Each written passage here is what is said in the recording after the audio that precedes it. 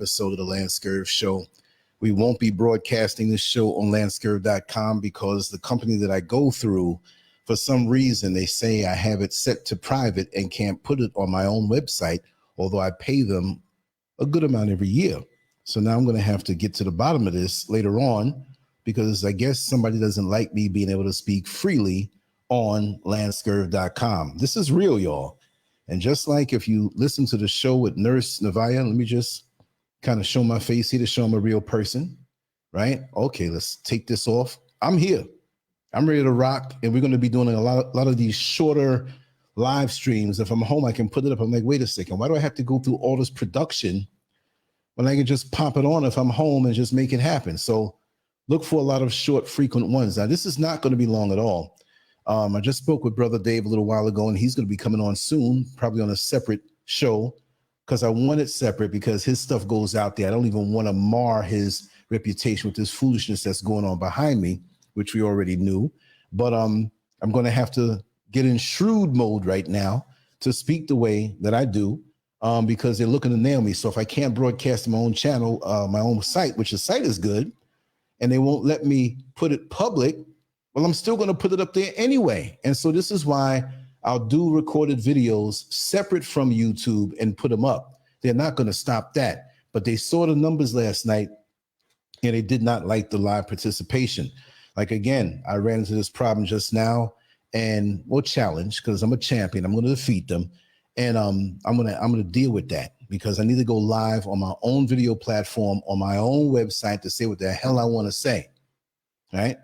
And don't think that if you didn't listen to the Nurse Navaya show from last night, I urge you to go on LANCESCURV.com, that version of it, and listen to it. It's going to blow your mind. Anybody here now, were they on that show last night? And you can tell them.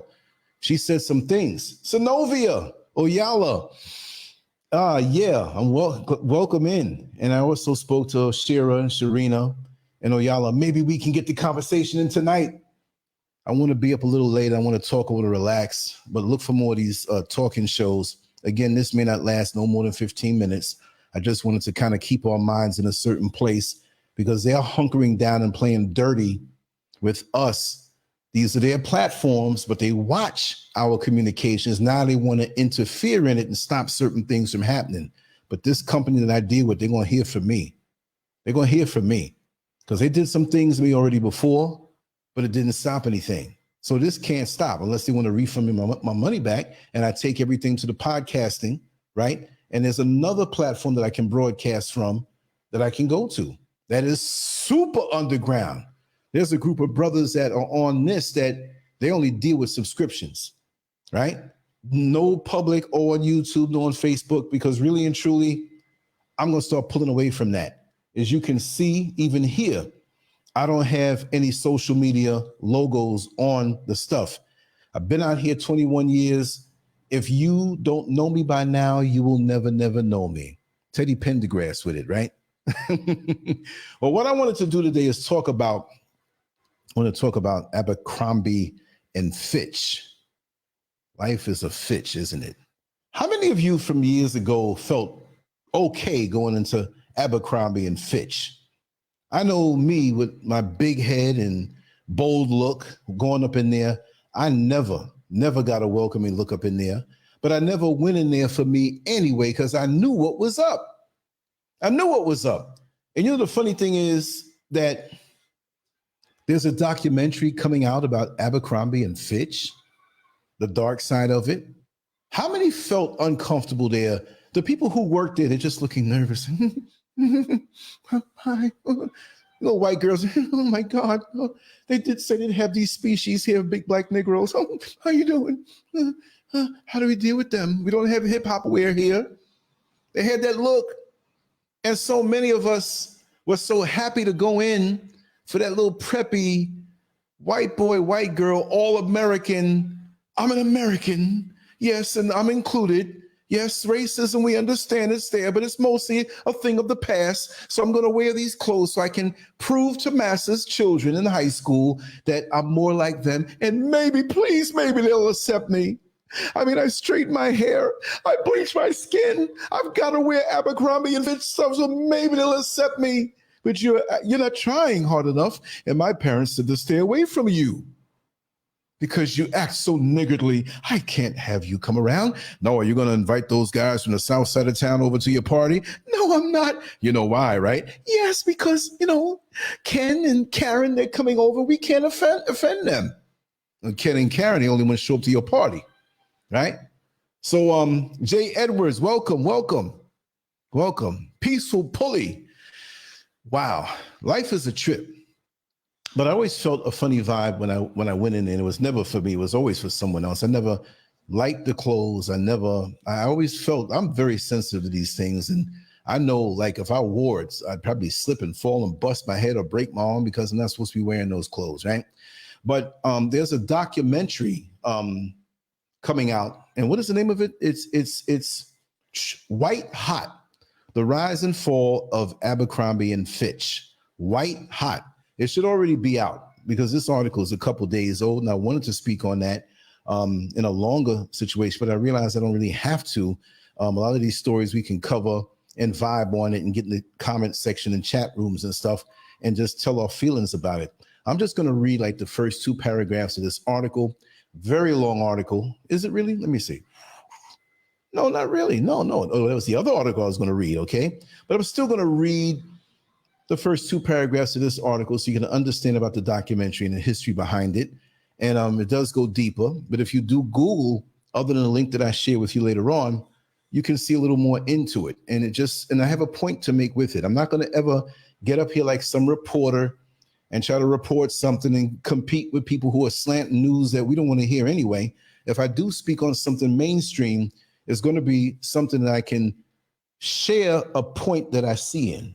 You know what I mean? It's like boxing. Styles make fights. One fighter can beat, fighter 1 can beat fighter 2, and fighter 2 can beat fighter 3. So therefore, you think that fighter 1 will beat easier fighter 3. Because of the style difference, fighter 1 would probably lose to fighter 3, even though fighter 1 beat a fighter that beat fighter number 3. Example, George Foreman beat Ken Norton. George Foreman beat Joe Frazier. George Foreman, therefore, should beat Muhammad Ali because Ken Norton had beat Muhammad Ali and Joe Frazier beat Muhammad Ali. So George Foreman should easily beat Muhammad Ali, who was fighter number 3. But the way it worked out, Muhammad Ali beat George Foreman. So that's the way things go. And when we talk on these stories, we have to find us in it. We just can't take it the way it's served because it may be served for someone else on a mental level. And excuse me for wearing this shirt here that has an Adidas logo on it. This is an old shirt because I really want to never again wear name brand stuff, but I thought it was just a plain black shirt and I threw it on. I was like, uh-oh, I look like a hypocrite. I didn't even have to show you, but I'm being honest. Big logo on it, okay? So you can't see it anyway, but my bad. I'll wear it around the house, painting, get it dirty until I throw it out. Because we don't need to support any of these people that don't support us. I don't even know what's up with Adidas. You all know what Adidas stands for, right? All day I dream about sex. That's an old one. You should have known that one already. But anyway, let me read this article. We got show at 10 o'clock or 6 o'clock for you on the East Coast. And somewhere in there, we're going to come in with Brother Dave. So I'm sticking close to my guns and then I'm free, but it'll be really late then. Okay, boom, here we go.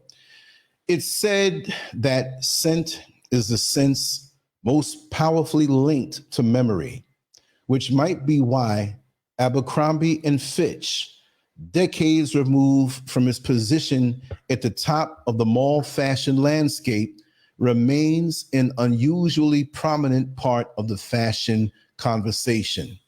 For suburban millennials and their parents, is there any scent that evokes memories quite like Abercrombie and Fitch's signature Fierce Cologne? The smell welcomed shoppers into Abercrombie stores during the brand's heyday in the 90s and beyond. Employees were rumored to spritz it into the air conditioning system. A 2014 study found that a whiff of Fierce inspired anxiety. bringing up memories of the shop's dark, dank stores with their made in a lab shirtless welcome models outside and its thumping electronic soundtrack within. As the new Netflix documentary, White Hot, The Rise and Fall of Abercrombie and Fitch explores, the brand's legacy is complicated for a number of reasons. Its run as the prom king of the mall was characterized by overwhelming store designs and overly strong cologne, but also by discriminatory hiring practices and racist t-shirts. What the documentary makes clear is that Abercrombie's uniquely toxic blend of exclusivity and prescriptive fashion could not exist in today's world or style landscape, but also that those qualities were central to making it an enormous brand in the first place. In 1931, E.B. White described Abercrombie's wares as the clothes men want to wear all the time and don't. They carry the residual evidences of what men used to be before they became what they are. In other words, it represented some masculine fantasy, even back then when it was primarily selling to outdoorsmen. At one time, Abercrombie's clientele included such manly men as Ernest Hemingway and Theodore Roosevelt. By the late 90s and 2000s, CEO Mike Jeffries was busy imagining this all-American man as jacked, popular, and white. Under Jeffries, Abercrombie wasn't just a popular brand and logo. It created a totally dominant aesthetic with its preppy vision of American high schools and colleges. For many high schoolers of a certain age, a moose printed polo could feel like the dividing line between popularity and social outcast. I was going to end it there. Let me just throw one more half a paragraph in.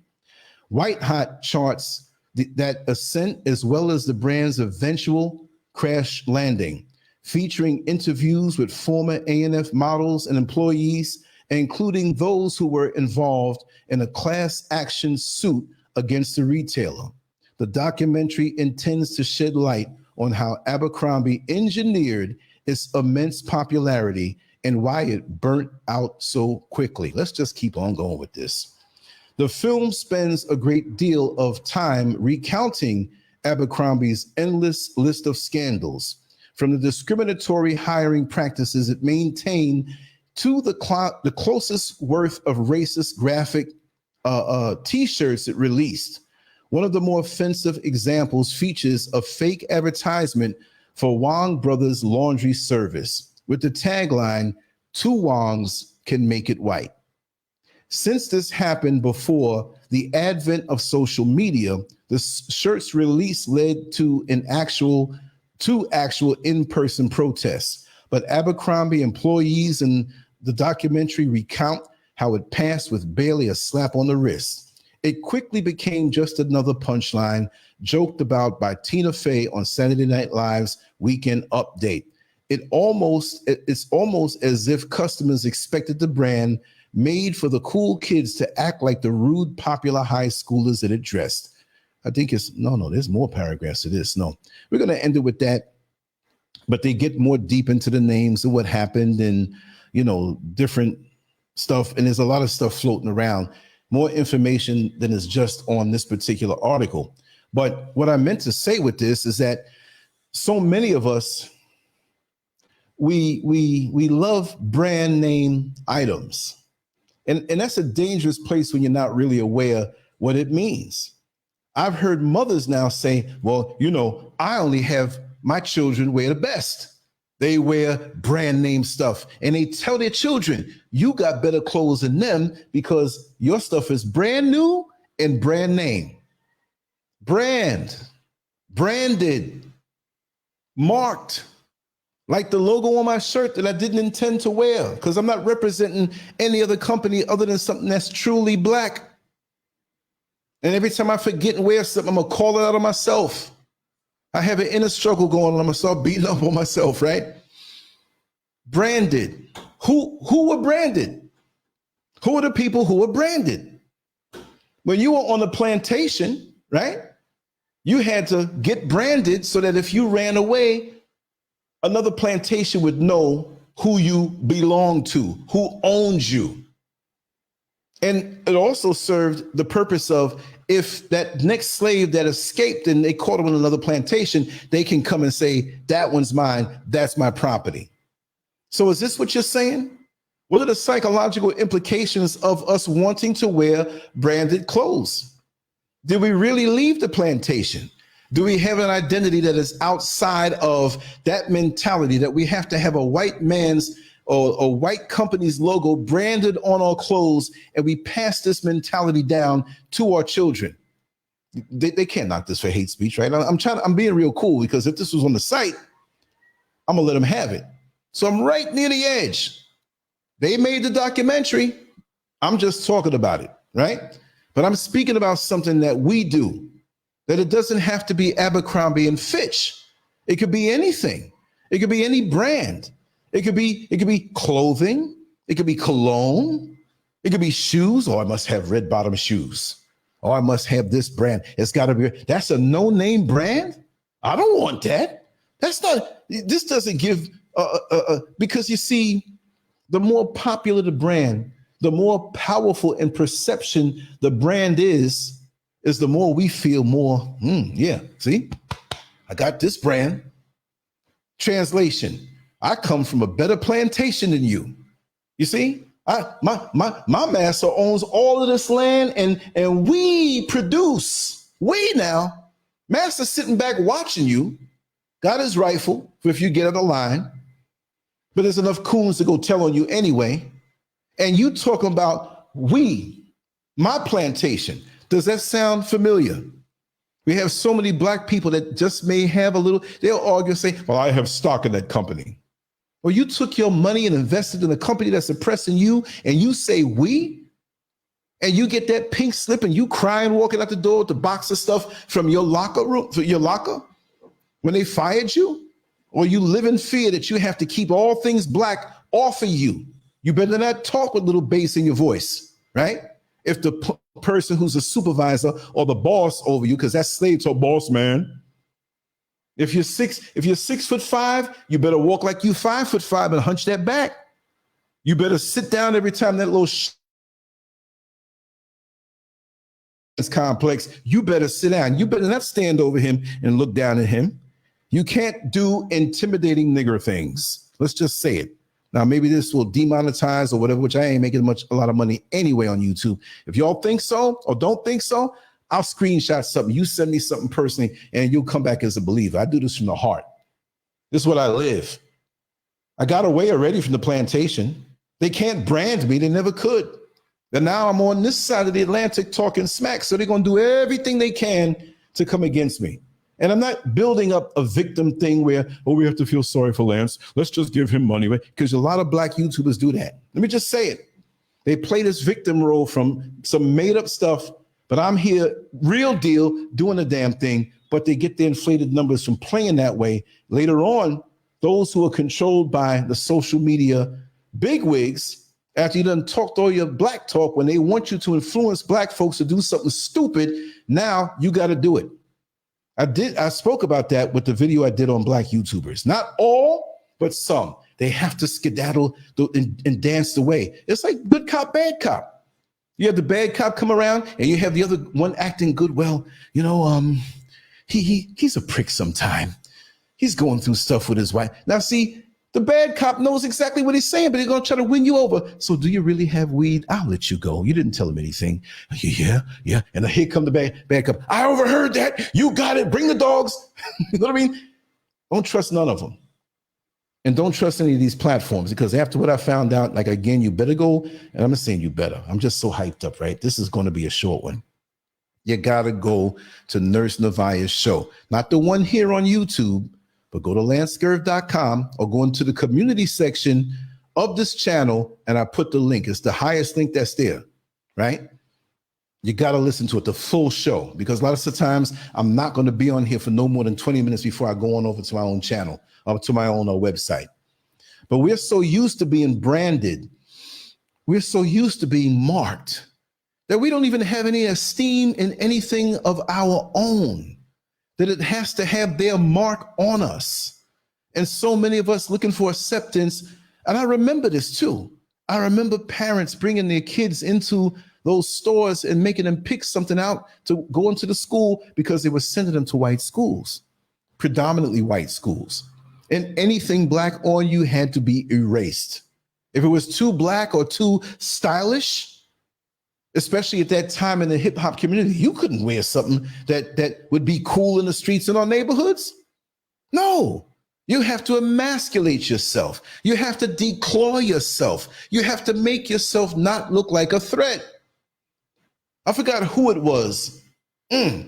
So much content comes my way and folks send me stuff. I read stuff. I'm looking. I fall asleep looking at the phone, reading it. Boom. Wake up, the phone's all on the ground. If it rings in the middle of the night, I got to jump up out the bed and pick it up off the floor because my brain is always working. But I remember someone saying, I'll remember it. I'll put it in the comments section later on, that if you want to walk around safe, you better walk around like with preppy wear, like little preppy, high school preppy, college preppy type clothes, you know, big letter on the side, these sweaters and have these big glasses make you look intelligent. That's why folks who don't ever wear glasses, right? Guys who are locked up and they're facing some real bad charges, notice that they come out with these nice little glasses and they hold themselves a certain way because glasses gives the impression of intelligence on a subconscious level, right? Because that means the person reads a lot. That's how we read that. That's why certain people do things on purpose. When you make a point in court and they're saying, well, I have nothing more, Your Honor. In other words, what I told you was so bad, I have nothing more. The burden of proof is on them. All these little technologies and things that they do to us, and we fall right into it. So when the enemy looks at us and sees us not giving into their dress code that basically says, I am a coon. Now, if you wear clothes and you want to wear it, it doesn't mean you're always that, but because a lot of us don't even know what we're doing. So this is why we have to have people out here to kind of hip you as to what things mean. And the enemy watches you on these jobs and watches you in life, and he can read you because there's certain things that we do on purpose to fit into them and submit ourselves to them. To say, listen, I pledge to be a safe Negro. You won't have any problem with me. You won't hear me blasting Farrakhan. Oops, I'm not supposed to know that name. Oh, well, let me say it wrong. That guy, Farrakhan, the one that hates Jews. You emasculate yourself in so many different ways to be pleasing in their eyes. And this is one way. And this is the guy that didn't really want anybody else wearing his clothes. He didn't say that. But that's just the way it is. And that's what that meant. And when you step into their world, how dare you want to wear our stuff? And it doesn't win you over with them. You the oddball. And just like in the one that I spoke about, 13 ways to know if you're racist, when you're on their jobs, it's damn the interrogation. How did you find this job? Why did you really? This is not even the interview. These are coworkers coming around. They'll smile and just ask you something. Oh, anal retentive with their buttholes all tensed up. Stick a diamond up there, you can crack it in the head. Oh, why are you here? You drive a nice car. Is that your car? Oh, okay. And they start looking at each other. Watch their eyes. You know, one person over there typing, and they steady in it, not even typing, you know, or one person act like they're on the phone and they close by and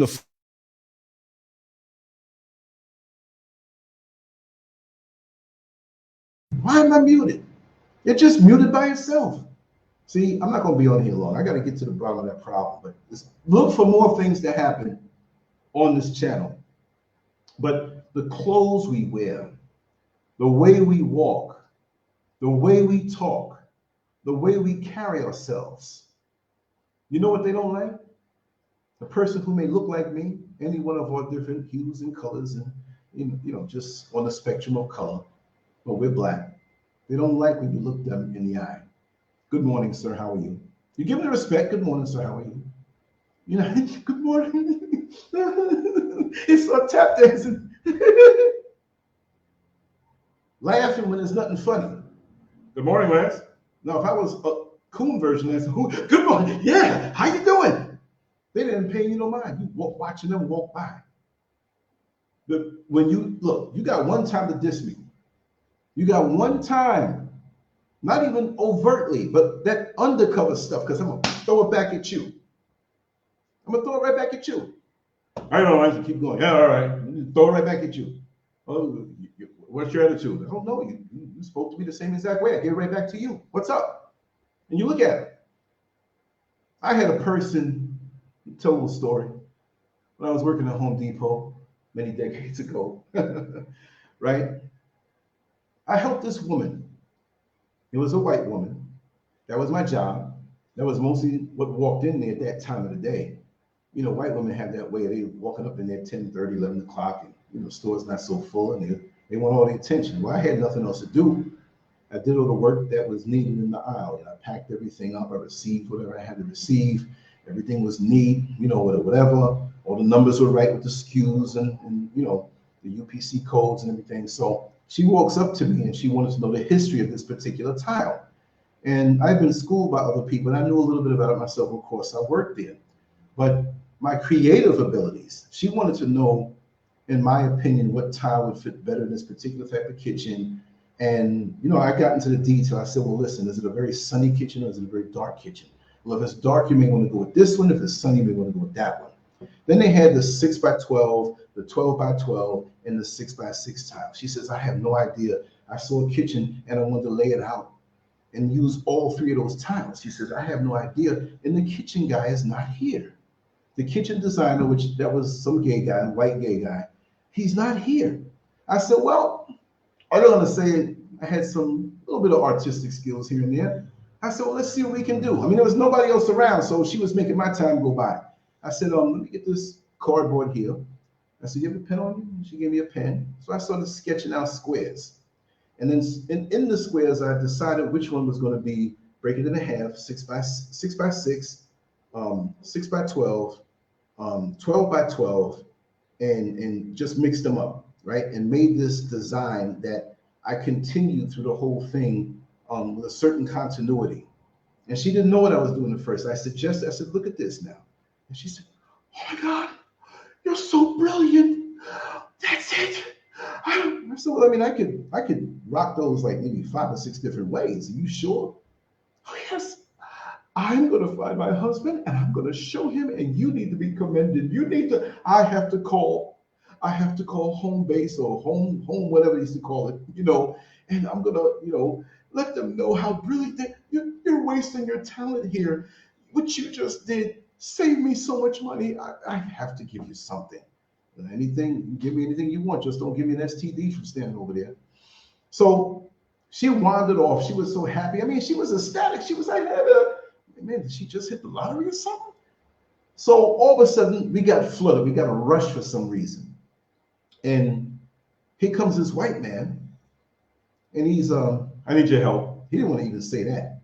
He says, I need to know so and so and so and so and so. Now, he expected me not to know the products. But see, I'm a reader. When there was nothing to do, I'd flip up and look at how you apply it and what trowel you had to use depending on the size of the tile and how much mortar had to be put down and what's the proper, you know, grout to put in, and if you had the grout sealer and how to apply it, how you should, all this stuff. I'm reading all this stuff, and they don't expect it out of me. They just say, well, yo, man, I left that box for you in your car, man, because you know this heavy, man, and this might hurt your back. That's what they expect. So I open my mouth and throw back their talk on them in their language with a little bit of my spirit. They don't like it. So I explained everything to him in a way of flexing. You know what I mean? He just knew I was going to have a speech impediment. He just knew Then he started using big words and I use bigger words. We can talk simple here, but if you want to have a pissing contest, I just finished reading the dictionary on the daggone break. Let's rock. There's some more. Those are swords. Those are weapons that you can cuss somebody out without using profanity, that you can make fun of them. When you master their language, we know it's not our language. We know that our language is more expressive. And listen to any folks from the motherland talk. If you're not used to it, you're like, they get ready to fight. And they get down in it. Even when they have disagreements in English, they get up on each other. They have no intent on hitting each other. So here we are, strangled now in the English language and can't really put the in the words. So when we master it and throw it back on them, they don't like it. So I told him what it was, and he's looking at me like, pausing, and I'm looking right back at him. He was taller than me, but I'm like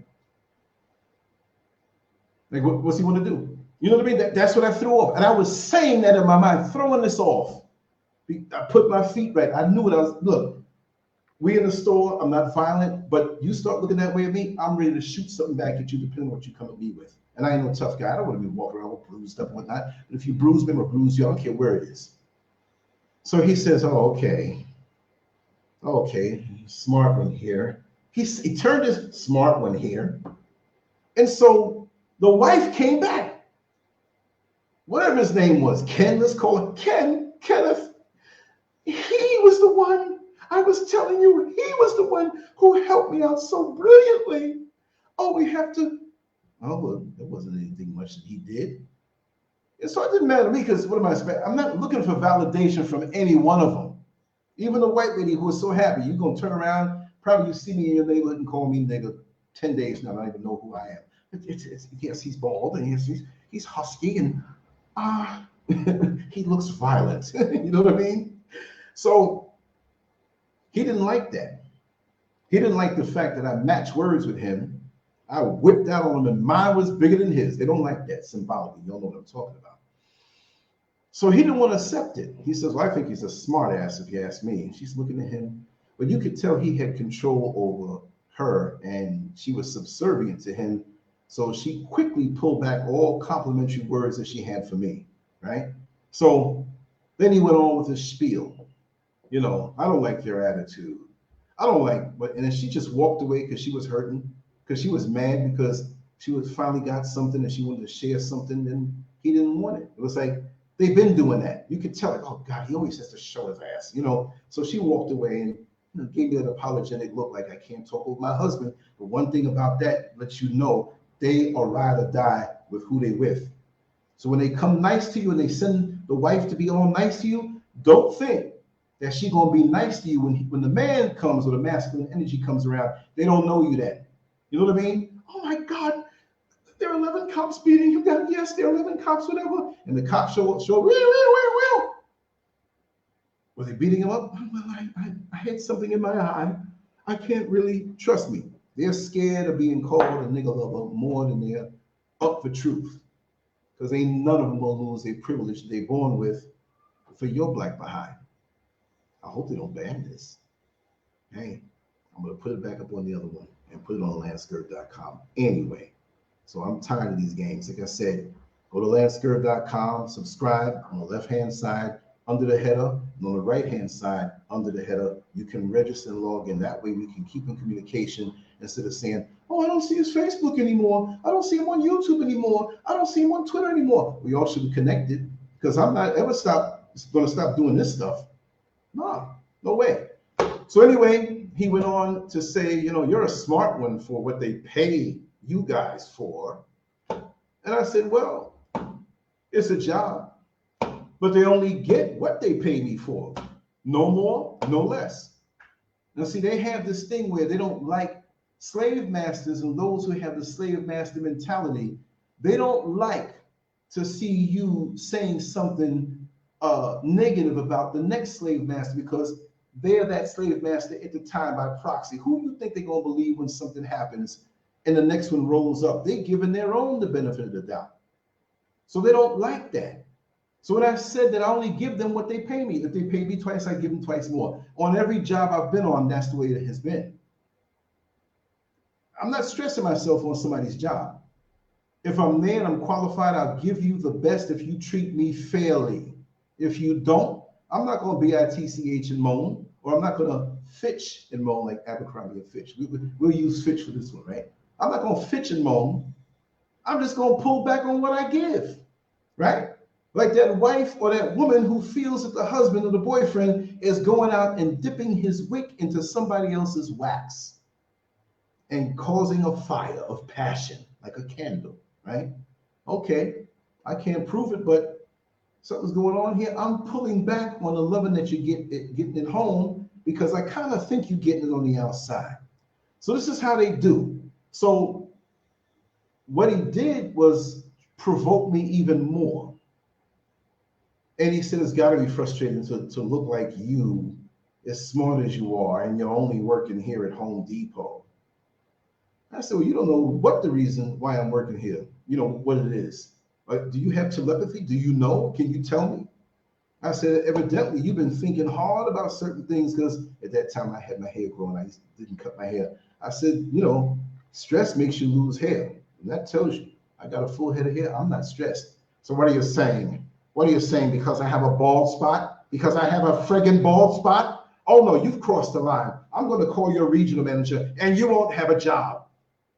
I said, and I said something smart.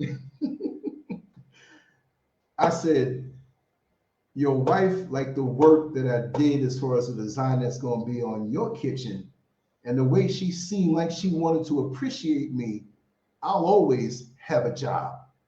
And if you add 4 letters in front of that, you'll understand how much she appreciates me. I'm like, huh? You're what? Ellen, did you hear what he said? You're not giving him anything. We're going to call a regional. I know him personally, Steve Prudente. And for the next week, the coward manager didn't want to come to me directly. And I knew it was cat and mouse. So I wasn't afraid. I was going to use up the sick time that I had before they fired me. So I called in the next day, called in the next day, called in 3 days in a row. My 2 days off came back. Then now when I was supposed to come back, he was off. So I came in. So we played cat and mouse, and I milked all the time that I possibly could. All the customers that were there that I knew, I was getting their phone numbers and whatever. And so when finally he was there, I went in late. I pissed him off. I had some coworkers that, yeah, he's in the office. He's preparing the paperwork. I said, okay, I'm coming in two hours late. And I'm not even coming in like I'm dressed for work. I came in dressed up. Nice shoes, nice outfit. I was ready to go hang out. So when I walked in, I didn't punch in. I walked straight to his office. And I said, we can stop this cat and mouse game. I got things to do today. I'm going to hang out today. Do what you got to do. You don't have to be afraid of me, man. I'm not going to hurt you. They don't like when you take charge of this situation and you're 10 steps ahead of them. They don't like that. They never love dealing with me. And even so many years later on, he tried to reach out to me on Facebook, and I let him have it even more. You see what I mean? I just can't bend to that. I guess why in this world, the world will never see, their world will never pull me in to be great in anything, but they'll use a person like me or watch a person like me and want to shut you down or bring the coons around you to see what you're doing. But this is how they do in the system. And it's sick for us to want to emasculate or declaw ourselves to put on the things that they find acceptable. You know what I mean? Hell, I may go get a big ring right in the middle of my septum. I might put a big Mike Tyson tattoo on the side of my face and go back to America. Well, hey, what's up, man? How you doing? Oh, this nigga done lost his mind. He went to Africa and changed. And then you see the people who want to play it safe. Like, hi, Lance, how you doing? I gotta go. Nice seeing you. And they write people around and report this back. You know, So we gotta stop being branded. I'm gonna step off of this because I know Brother Day is gonna call me soon. He's got something to do, and I want to run downstairs, and I'm gonna come back with him, and I want to see what the problem is on my other platform. Why they're making that private? I can't put it on my site. What kind of mess is that? I pay for what I paid for. You know what I mean? And we gotta stop taking shorts. We gotta demand, especially when you putting your money down, which is a diminishing dollar anyway. But you work hard for your money. You sacrifice for your money. You have the right to the same service as anybody else. They're playing too many games. They're playing too many. There's a lot of things I can tell you that I won't tell you right here on how I've had to do the matrix and lean back and dodge bullets and dodge punches and everything just to get to a point on level with everybody else, which I'm not considering everybody else. I don't compete with other platforms. I do my own thing and stay in my own lane, and that's the way I've been doing for years. You know what I mean? And that's why I'm scary to certain YouTubers and certain people who write blogs because, oh my God, I can't even be associated with him. He said this thing back in 2012 and he's not gonna pull it back. You should take that down. You've blown opportunities. What opportunities? To be strangled? To make myself a slave to somebody else's whims? To declaw myself? So I'm found acceptable? Denounce everything that I've done before?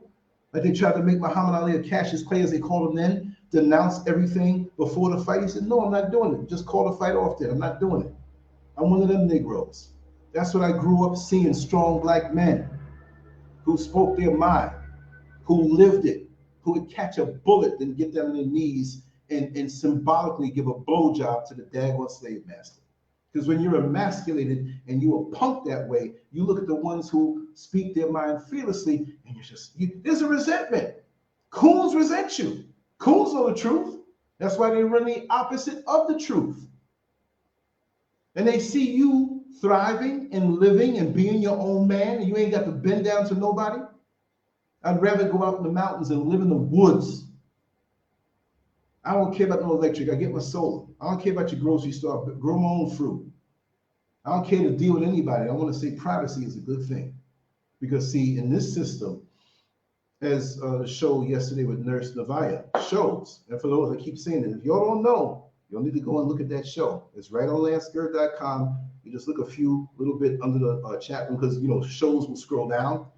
And just explore the site when you're there. But they did not allow me to go and put this particular show because I was going to cut this after a while and really go in and let them have it. Seriously. And I'm going to be in that mode each and every time. If I can't make white supremacy uncomfortable with everything that I do, I'm going back to the original way what made the government start watching me from back in 2005. Yes, that's the way it was. And the whole time. And so if Nurse, let me just tell you, if you really are just new here and don't want to go or don't have the time to do that, Nurse Navaya was in a private group Facebook chat room on a break in the morning on her job. On a break, so it was legal. And she was speaking things realistically in the medical field, didn't mention where she worked, didn't mention any names of a patient. And by 5 o'clock, before she left, or maybe there was a little more time to that, she was summoned into the office of not a supervisor, some admin higher up person who she didn't even know existed. And she was curious as to what it was. And when she sat down in front of the person, they whipped out all of this paperwork, printed up of her conversation that she had hours earlier when she began the shift, or a little bit after when she had her first break. Isn't that something? Go back and listen to the show. I'm not lying. Tell them in the room, I'm not lying. Some of y'all were there last night. You know, I mean, it boggles the mind. That doesn't scare me because they've been doing me that way, not in the same set of circumstances, but they've been doing that way. They've been doing little things to let me know that we're here. Come on now. It's like when you are the girlfriend, right? Let's just say main girlfriend. I'm not condoning any extracurricular activities, right? And you come to your man's house, his apartment. You're not living together yet or whatever have you. And there's that other woman who he messed with, who she combed her hair in the sink. He's already at work. She knew that you coming over later on. He left her in there, but she ain't rinsed her hair out the sink. Your hair don't curl up like that. It's a different kind of curl. Or she leaves something there, very small. And women know, like they're walking, who is here? Well, there's a piece of hair here. You know, I'm not saying, and you have the right to be that way. You know, I mean, putting your man's testicles on a scale ain't gonna work. I mean, some do that. And, let me sniff your balls. That's what they do. But again, if you have a suspicion, you have every right to do so. You see what I mean? So just like that is how they look after us and every single little thing that they do. They're the ultimate freak voyeurs. That's why half their men, and I'll tell you from experience, have approached me. Excuse me, you seem to be in very good physical shape, and you know, you can see me. I kind of let myself go. Nigga, you was never on anyway. Get to the point. What's up? This is a white man, right? Well, you know, we have different types of ways of expressing ourselves, and you know, I'm not the kind of man where I'm going to keep her from having her pleasure. So I'd like to know if maybe you consider a talk. Maybe we can sit down and, you know, work something out. Work something out. Like what? You talking about your wife? What about your wife? What is it? Well, you know, she saw you in the competition last week, and she just loved you. Oh my God, she thinks you're perfection. And you know, I'm not performing as well as I used to when I was in college, and You know, I know you guys are like hung down to your knee and you keep it up all night, like a battering ram, like you're pole vaulting. You know, I'd like to know if you want to come over and screw my wife. What? You know how many offers for that I've gotten? But at the same time, they hate you. At the same time, they don't want you on their jobs. At the same time, they don't want you living in a better house than them. They don't want you driving a better car than them. They don't want you to have an education better than them, whether you went to a college or not, or self-taught like me. Because I'm a high school guy. I wasn't even interested in their schools. It was boring to me. They don't want you to have anything else more. And I always come around to this one subject. We so proud to say, haha, I'm a well-hung black man. Oh, really? Do you know what that sounds like? Do you want to be a well-hung black man back in the time of slavery? They had a lot of well-hung. Oh, that black man was really hanging. And we feel good. Oh, I'm Becky, and you're really, really hung. Oh, okay. Look at that talk. And you go, you're so happy like a little coon. Sick. And you want to be branded, name brand. Yes, I'm going to rock Abercrombie. I know some, I'm not going to mention no names. I mean, I know people in my circle. The people who are in my circle already know. Have a dude we know that Abercrombie and Fitch, and his hair's got to be a certain way, and straight up bleaching. Didn't want to come out in the sunlight. Come on, man, let's go. No, I'm feeling kind of sick. No, I'm going out to the club tonight. And the club that he went to, shoot. The bottom of your, the only way they let you in, if you ain't black, or you better have a white girl on your arm. The only blackness they'll allow you to walk in as a black man is a blackness under your foot bottom, if you didn't wash your feet. You better act like one of them. You better be, your nose better be right up in one of their anuses, and glad to have it. And they see a person. See, I've never understood the radar, but I understand it now when I look back on my life. Because I've always showed up, I'm always the same way with people.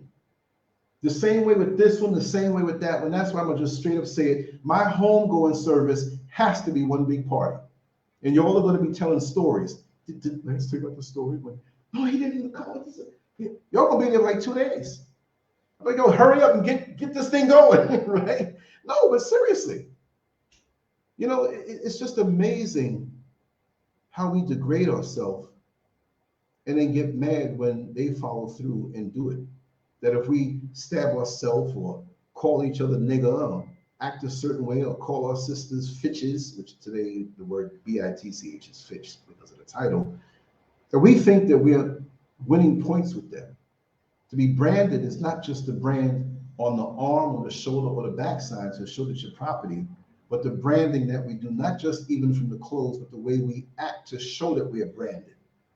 We act a certain way, whether it's in a light passing fashion. I don't mean that you have to always go around them with a big boom box playing Public Enemy loud and you got black gloves on, a big afro, and yeah, so. No, but don't be afraid to move in the way that you were made so beautifully to move.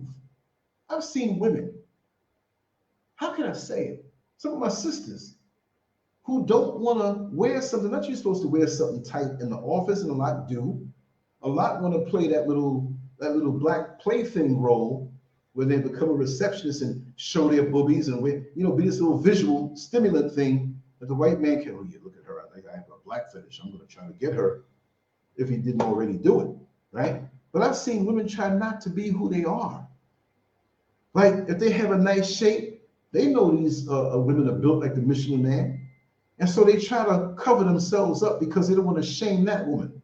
Because the first thing they do when they start seeing you, in their, I'm not going to say times when they have laid the sword down, but in a moment of being honest, they see our sisters and they see the skin. Like say we have Oyala here with the beautiful face and skin. They'll be looking. Well, you have some really beautiful skin. And they don't like saying it. But it's almost like confession to the Catholic person sitting there by the confession box. And I wish I had a shape like you.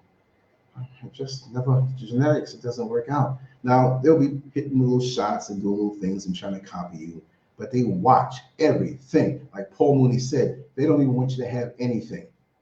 If they can knock you in a car accident, knock your lips off, say, get those nigga lips quick. You know what I mean? They want that too. They make fun of the very things that they wanted from you. That's how they do that reverse psychology thing. They know we come from a place, and I do know it won't come down to me with the whole planet Earth is Africa, but what's the best parts of the Earth? It's along the equator. And over there, which is, I'm saying over there like I'm over there, but I'm here right now. 0 latitude and 0 longitude. My senses are getting better. People say you gotta be careful eating certain foods and things that can, and you might get Alzheimer's. I'm un-Alzheimer's myself. How do you get there and just talk for 2 hours, 3 hours? Because I'm flowing that way, and that's I live this thing. I don't have to go look at no script. You know what I mean? Matter of fact, I'm very comfortable. That's why if the camera fall, you're in for a big shock. Barefoot and free, swinging free. Good feeling, makes me talk better too. But we got to get away from that. We got to get away from that mentality and trying to get this validation from them. And yes, I went all the way around the world. Dark side of Abercrombie and Fitch'S American Dream. It's an American nightmare for us. They had an image of how they want, and we succumb to that. This is why movies, clothing, music, religion, anything, you question everything. Question me. Don't even trust me. Question, just make sure, you know you have a good worker in your company. If you have the company, you own the business, but you go in and check behind them and make sure. You don't think, you ain't gonna do it all the time, but just keep your eyes open because people can change. I mean, they'll offer me $1 billion for what? Slowly change your way of talking to get these. No, I'm not doing it. I'm not doing it. I'm not doing it. They say, yeah, you saying that now. Whatever. Nah, because we got to cross over to another level. And I would throw away all my life work and the way that I've been just for what? Dead manifestations of life force, and I have the life force. I got the power. Remember that song? We do, but we don't know it. I'm gonna end this because I'm supposed to be done in 15 minutes, right? But it's okay. But us having the power, and I've used this example before, how many times have you gone through the work week, all week, you were broke? There are friends who you could have said, listen, let me get a little $100 or $50 until, and you got this money coming. You earned it already, but for that week you're broke. You go to the refrigerator 20 times, same thing in there. Why do we do that? We keep going. I feel like fooling someone to put something in there. Like, man, that wasn't there. We keep going, but we go through the whole week, tighten our belt, hoping, I'm just making stuff up. I ain't never been through this. Like this, I'm gonna eat after some stranger. But I've seen people who are in break rooms at jobs, or they keep going to the break room to see who left what. Oh, there's 2 slices of pizza there, and I know they're gonna throw it out. take it to the bathroom. I've seen all kinds of things. We go all week broke, feeling we don't have any money, feeling we don't have the power of money, what we perceive it to be, whatever it may be, right? And then we wash our clothes on the Saturday or the Friday night. You're like, what the hell? I got $300 in here. It may not be $100 bills, and it may be 20s and 5s and 10s, all crumpled up. And you're about to put your clothes in the wash, and all week long, you had the financial power and you didn't even know it. So this is what I'm saying to you. You have great power over and above what they want you to know and think. You don't have to wear their branding on you. You don't have to put their clothes on you and try to parade around. Well, I'm gonna scrub the blackness off. Give me that bleaching cream. There's one brand I'll never forget. This Trinidadian girl watching, she's a grown woman. I don't care if she don't like it. I used to make fun of her in person. And she knew it. I used to school her on certain things. She was pretty, had a hourglass shape out this world. When she walked down the street, she really stopped traffic. And she used to love to wear this thing put on called Fair and White. I'll never forget it. I'm not catching Alzheimer's yet, but if I did, I'm 90 years old. Tell us about the girl, Fair and White. Fair and White. Even naming the things, they got to be fair. Like do you know anything white and fair? Fair and White. She didn't want no other brand. Because it's not about the size of the bottle, 12 ounces, 16 ounces, or whatever, but they know the chemicals. Oh, this one strips out blackness even more. And they had a video circulating around where they put this stuff on a black woman. I think she was in Jamaica, and they had like a thing to scrape off, and it scraped right off. Come on, y'all, in the chat room, let me know if you saw that. I could not believe it. It's some old express, super powerful serum in there, something to just, anti-Negro, something. And these people are doing it. And they will hear this stuff, it'll go right in one ear and come out the next, and they're going to keep on doing it. But like, again, you have the power. Compare it to the time you thought you were broke all week, you were hungry, you walked home, you didn't take public transportation, you shouldn't have saved all the money that you had, little $20 you had for the whole week, eating crackers, right? And you realize you had hundreds of dollars on you. You have the power. I have the power. And collectively, we are synergistic. We're not, that's why we should not be working against each other. And if we do, and if I find out that somebody's working against me, I get rid of them. Yes, because I'm all about it. I have no time to waste. I can't believe when I sent it to Empress G earlier. I found my old passport picture from when I was 37 years old. And it's something to look and see, well, how much that's boom, boom. That's 22 years. Look, I'm gonna go get it. I'm gonna show it to you. I'm gonna put on music for a second. I hope this camera don't drop. I'm gonna show it to you. I couldn't believe it. Give me a second. Let me put a banner up over here, and I'll be right back. Let me just put some music on. Be right back.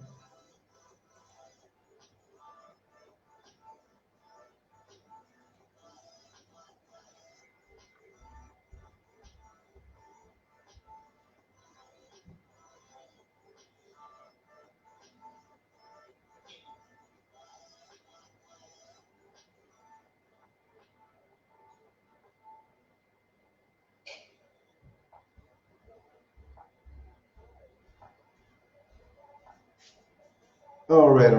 We're back. Let me start this cam again. Okay. Let's cut this music down. That song, I like that song, but it makes me feel dizzy because it starts slowing down. Sounds like some old back in the blaxploitation up in Harlem, so that kind of music. The critters are rolling up. But I can't show all the information, right? I gotta cover it somehow. Let me put a plastic bag over it, and I'll show you the part. I couldn't believe it. What does it say here? Oh, there's nothing important. Look at that. That's when I was 37 years old. I'm like, what happened in the last 22 years to age me like that? Y'all see? U.S. passport. Unbelievable. That looks like it's like 60 years ago. What happened? I don't know. I'm joking, right? Like I said, I'm gonna get ready to go. I know David's gonna call me shortly, and I gotta take a little run out. We're still gonna do our 6 o'clock show. Don't know what I'm gonna talk about, but we're gonna find something to talk about. We started with Abercrombie and Fitch, and we talked about how these things influence us and why we have to have our own identity instead of blindly following behind people to wear their things and get rid of. What happened to that older woman who makes nice clothes on her own and sews on her own? What happened to that black company that you heard about that you can put your money into them instead of spend with somebody who doesn't really bother with you? And with the campaign now to negate what is said in that documentary, Abercrombie and Fitch said, and I haven't read the whole thing, oh, but that's the past, we're evolving. No, you ain't evolving from that. You're getting worse in it. So now they put an Asian person here, look like one here, one that looks kind of Asian, right? If you don't look hard enough, because of the shirts and stuff, so let's put them there. And they've had black male models and black female models, but the sprinkling of it. There's a little black spot on the sun today. That's all you are. So they can point and say, we have a token here. We're not guilty of racism. Anyway, I just want to say I love you all. And I'm going to skedaddle, but we'll be right back. I got to set up the links and stuff like that. It's around 10 o'clock. For me, 6 o'clock for you. I always say it like that, right? So anyway, let me skedaddle and we will talk soon. I hope you got something out of these words. And I got to find out what's going on with the other company, you know. Anyway, there's that window shopping song where you ain't got no money, you just looking. Anyway, take care, y'all. Much love. Like and share, even though they're trying to still keep our numbers down, you know, still, it ain't going to stop the unity. We're going to keep on going. Much love, y'all. Peace. Mwah.